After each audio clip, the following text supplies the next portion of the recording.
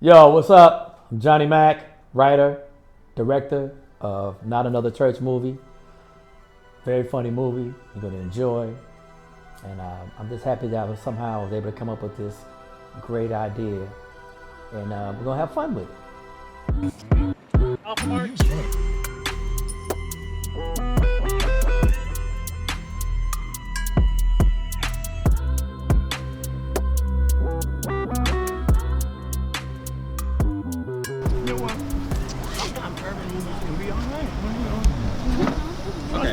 How did I come up with the movie, the idea for Not Another Church Movie? I was, sometimes I do a lot of strange things. I was watching, like back to back to back, all these faith-based church movies. And I was like, it's the same movie, it's the same concept, the same things happen. And I was like, how can I make this funny? How can I flip this and make it funny? Not attacking anybody, not attacking the church, because everybody know I love God. You know, Jesus, Jesus, I love Jesus. But how can I make it funny? How can I make this funny? Then I thought of, what if I spoofed it? And actually, when I came up with the idea, it's gonna be disgusting. I do my best thinking on the toilet. I went to the bathroom and I was on the toilet. You ever been on the toilet so long where both your legs fall asleep? And when I got off the toilet, when I got out of the bathroom, I had the idea of how to flip, how to spoof all these faith-based movies. Ready and action. Where the hell you get some filet mignon from? I like filet mignon sometime in the morning. Well, you don't know what the hell a steak feel like in your mouth. Hey, watch yourself now. I'm just looking here. I'm speaking your language. What was my favorite scene directing? Every scene when Dude and Mo, the car chase, loved it. It was comedy genius it was comedy at its finest. In the courtroom, when you had Taylor and Mo, comedy genius. So my favorite, I can say one particular scene, but if it's one particular scene, it's when I had these guys in a car for the car chase. That was because now you got the excitement of the car chase. The police is behind this car. They trying to get away. It's like Queen and Slim set it off all at the same time, and then the cars are going crazy, and the dialogue and the comedy was going crazy, and then it ends up with them getting pulled off to the side of the road, and the Mo character jumping out of the car trying to escape. To me, that was like the car chase. The car chase was my favorite scene. Thank you, Lord, for all you've done.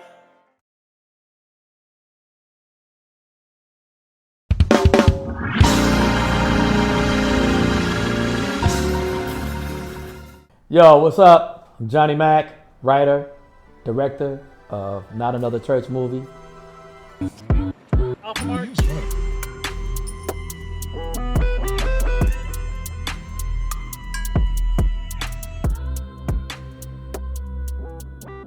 What was the process like?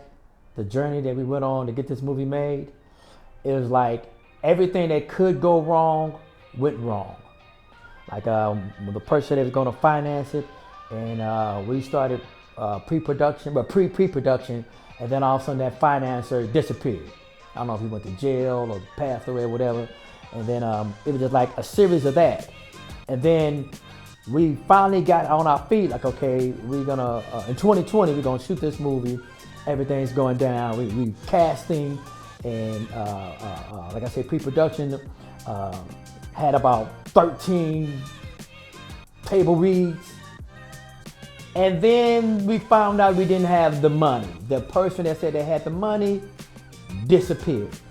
So it was never a problem with, like, as far as the material, but it was like everything that can go wrong in financing went wrong in financing.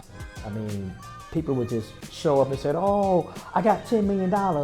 And 2 weeks later, he got $10.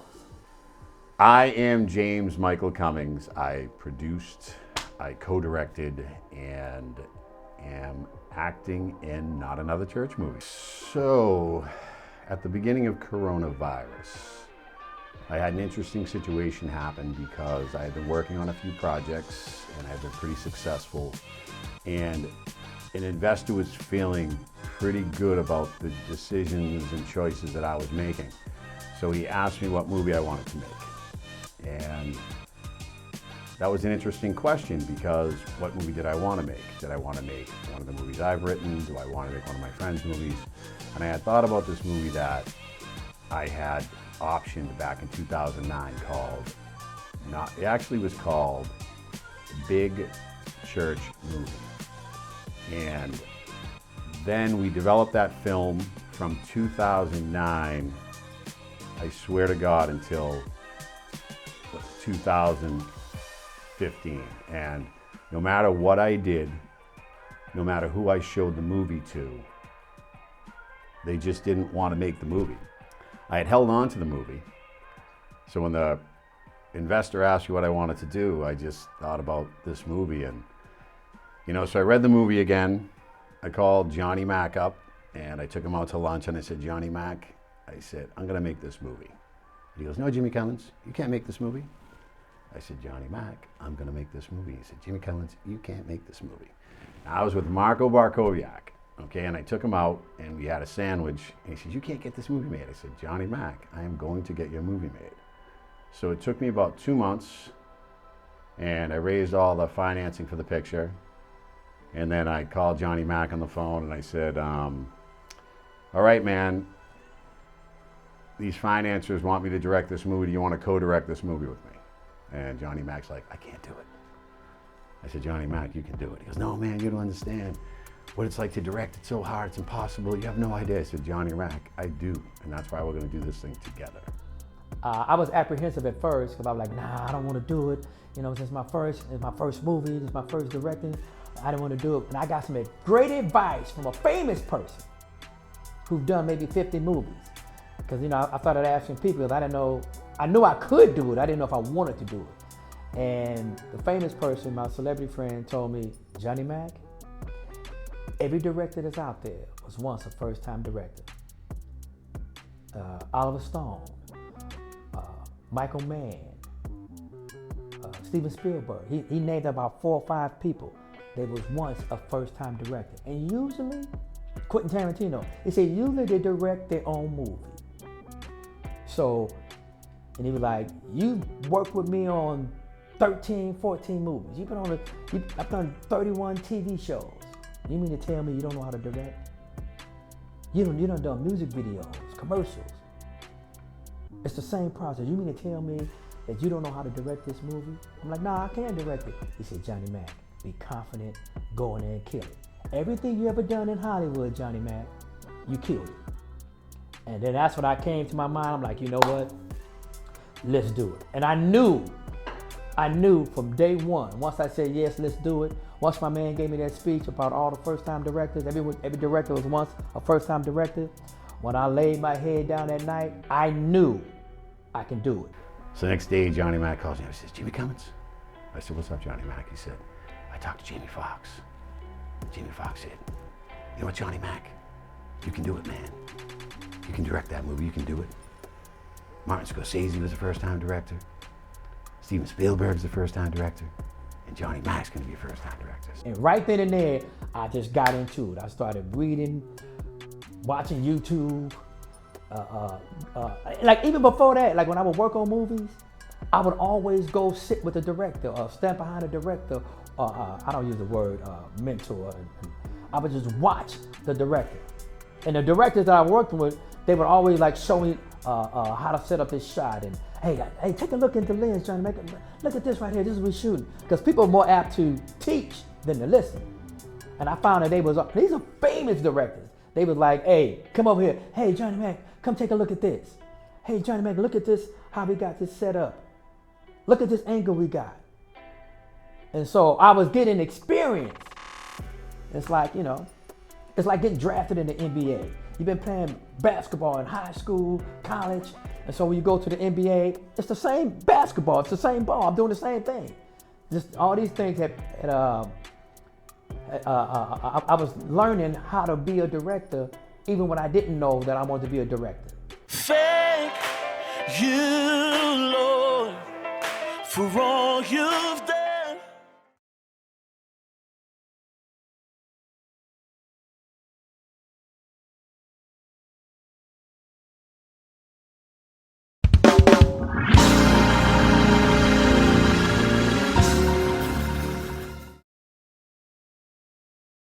if you know anything about me, I'm like, I love research. I love reading. You know what I'm saying? I'm that guy. I passed the entry exam to be on Jeopardy. So I'm always trying to read and get I ain't gonna say a thirst for knowledge, but I have read up about Savannah, what it was known for, and what the history behind Savannah and what Savannah had to offer. And what I did like about Savannah shooting there is like, at the time, we were the only movie shooting there. So we had, I ain't gonna say carte blanche of the city. You know what I'm saying? Everybody was nice and polite, and whatever we wanted, whatever we needed, we got. Everybody was nice. Everybody was polite. People were like cooking me food and bring me food. Like the people that lived there, some citizens, they were like, oh, and they had all the restaurants. You can go over here and eat over here. This spot is great. You should try this and try that. And I would go to these places, and people were like, cause they, you know, well, what are you doing out there? You from LA? What are you doing? I said, I'm shooting a movie out here. And I always got a free round of food, free round of drinks once I said I'm shooting a movie out here. That's what I liked about Savannah, was the Southern hospitality. Savannah, Georgia. I mean, it was hot as hell, sticky, food was great, like low country food. You know, I felt like I was on a diet the whole time down there, because you had to be on a diet just to not put on any weight, right? The DeSoto Hotel, fantastic, loved it there. Terry at the DeSoto Hotel took very good care of us. Mary from Publica, all these great places. So all these great people, they took very good care of us, because it was so hot that you couldn't get along with anybody. It was just like one of those things.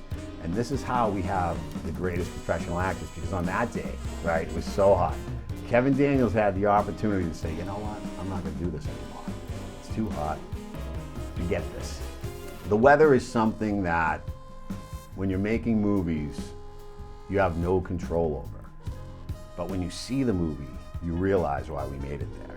Because you couldn't make this movie anywhere else but Savannah, Georgia. And we couldn't have made it any other time than it being hot as hell. Because it works in the movie, and the movie works because of Savannah, Georgia. I had never traveled to Savannah, Georgia, and I was eating enough to be like, I want to move here. You know, I grew up in the Midwest, and I hadn't experienced humidity for a while. And so it rained, it rained, and then you'd sweat, you thought it was raining, and it wasn't, it was hot. Different kind of heat than what you feel, you know, in Los Angeles. But for the most part, every day was just this beautiful summery day. We sweat a lot in Savannah. It's hot, but it's so beautiful there. Like, you look at like those trees with they're not willows, the big hanging moss that they have on those trees, like the architecture, the food is unbelievable. And everyone was just really sweet. It was really sweet and nice. It was great. Thank you, Lord, for all you've done. Yeah. Off the mark. Get in there.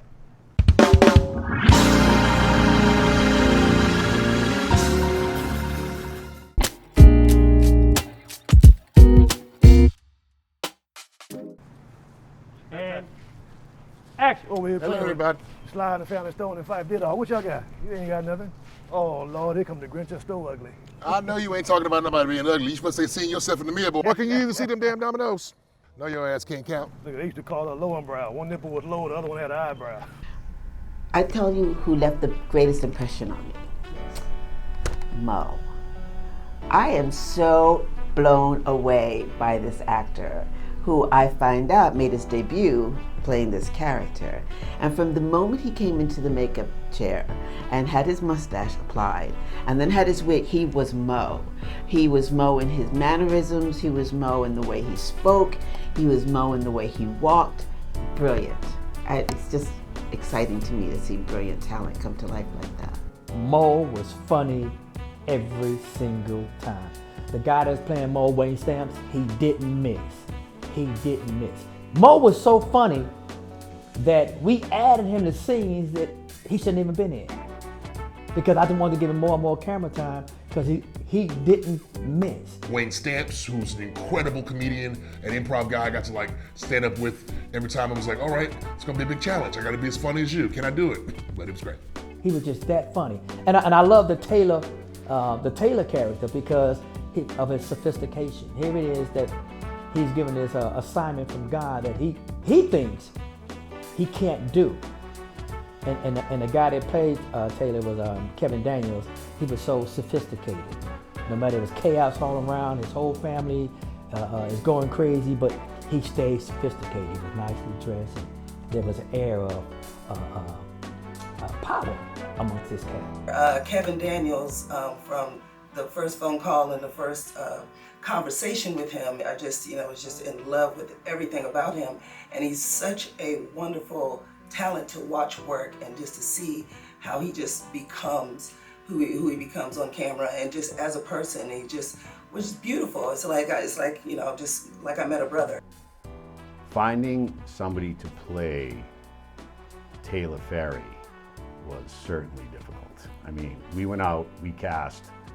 I mean, Anthony Anderson wanted to do it, then he didn't want to do it.